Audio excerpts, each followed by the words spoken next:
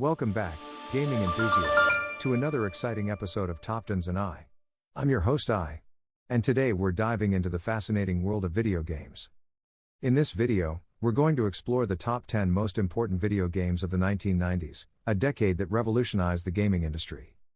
The 1990s was a golden era for video games, with technological advancements and innovative ideas shaping the future of gaming. From the rise of 3D graphics to the birth of iconic franchises, this decade paved the way for the immersive experiences we enjoy today. So, let's jump right in. Street Fighter II, released in 1991. The first Street Fighter game was arguably a significant arrival in the preceding decade. Nonetheless, it pales in contrast to the sequel. Street Fighter II soared in popularity, eventually becoming the best-selling game of the golden age of video games. Although Street Fighter II was not the first game of its kind, it is largely recognized as the best fighting video game of all time. It was ported to every device that could handle it and sold over 200,000 arcade cabinets. It evolved into a tournament game that people could play all around the world, resulting in numerous modifications and reissues of the game. Street Fighter II is responsible for the existence of games such as Mortal Kombat, Killer Instinct, Tekken, Soul Calibur, and Virtua Fighter. It introduced ideas that would eventually become genre staples. The Dragon Punch, special moves, and mobility controls can be found in various forms throughout the genre. Even though Street Fighter II is 30 years old, it still stands up. People keep playing it, and it's not just for nostalgic reasons. People keep playing it because it's an extraordinarily well-programmed fighter that has withstood the test of time. Super Mario 64, released in 1996. Mario dominated video games for much of the 1980s, and this trend continued throughout the 1990s. The plumber made a great leap to the Nintendo 64 console, and he once again transformed video games for the better. Platformers were primarily limited to 2D side-scrolling adventures prior to Super Mario 64, but this game altered everything. Super Mario 64 was not the first three-dimensional platformer. That honor goes to Alpha Waves, 1990. Nonetheless, it was the first to achieve some kind of success, and it completely controlled the market.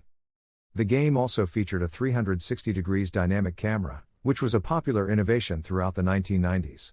With over 11 million sales as of 2003, Super Mario 64 was the best-selling game for the N64. It became a model for what works in 3D games, and its effect is still seen today. Ultima Online, released in 1997. It seems you can't surf the internet these days without running into a massively multiplayer online role-playing game, MMORPG. They are ubiquitous, with World of Warcraft and many more dominating the market. MMORPGs are everywhere these days, but the genre's success exists, thanks to Ultima Online.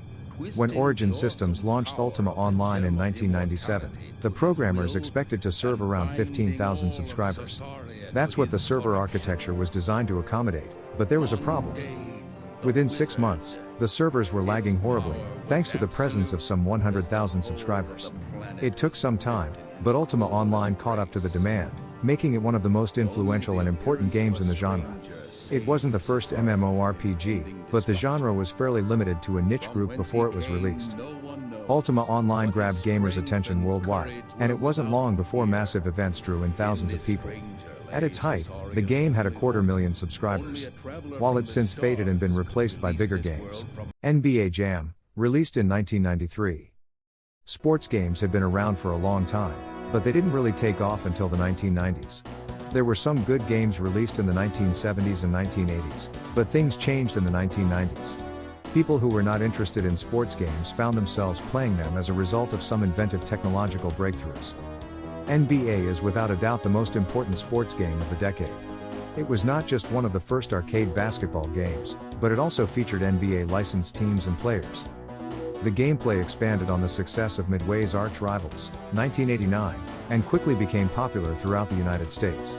NBA Jam was an instant success, paving the door for a multitude of sports games of all kinds. NBA Jam became one of the highest-earning arcade games of all time a year after its introduction, collecting an estimated $1 billion in the first 12 months. It immediately made its way to home consoles, where it sold over 3 million copies. NBA Jam demonstrated that sports games may be enjoyable and played by anyone. It also demonstrated how profitable licensing deals for professional sports clubs could be. It wasn't long before the NHL, NFL, and MLB signed identical contracts. Civilization, released in 1991. Turn-based strategy games were invented as early as 1976, but they did not immediately acquire popularity. The Romance of the Three Kingdoms was a fantastic title in 1985, and there were a few candidates throughout the decade. People didn't pay attention until 1991, when Civilization was released. In comparison to the most recent edition of the game, the original is underwhelming and lacks numerous mechanics now typical in the genre. However, when it was released, Sid Meier's Civilization brought key elements to turn-based strategy games that have remained in practically every title since. Civilization was one of the most influential games in history, helping to develop the 4X, explore, expand, exploit, and exterminate subgenre of strategy-based computer games.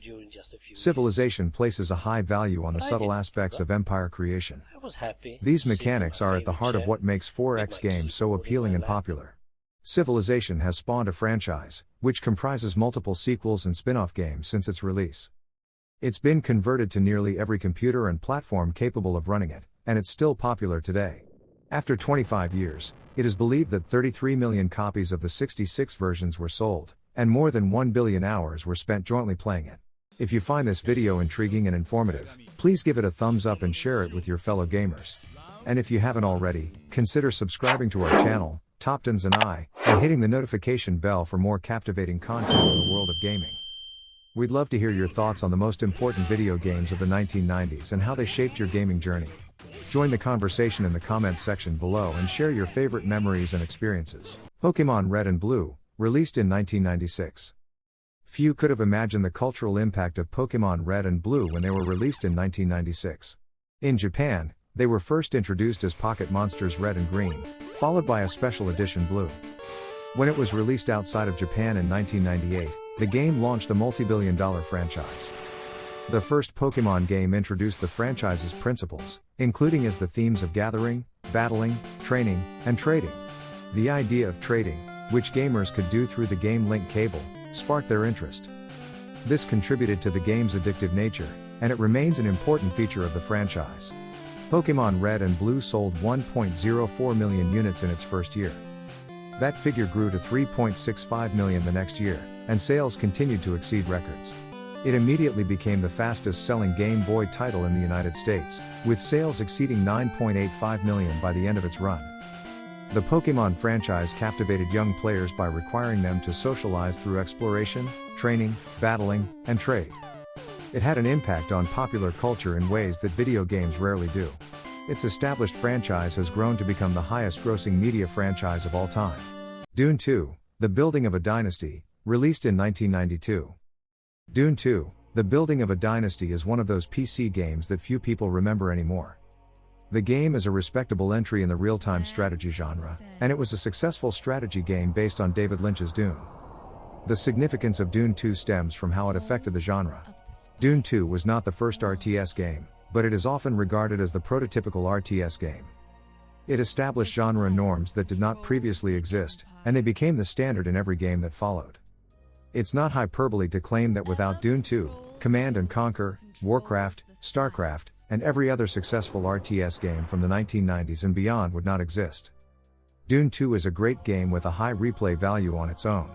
However, it is arguably more significant to the genre for what it added. Dune 2 introduced the idea that distinct factions in a fight may develop unique armies and weapons. It built a solid resource management system that was linked to a real-time battlefield that constantly challenged the user. Every RTS game that followed Dune 2 integrated these elements, making it the most important game in its genre during the 1990s, if not all time. Myst, released in 1993.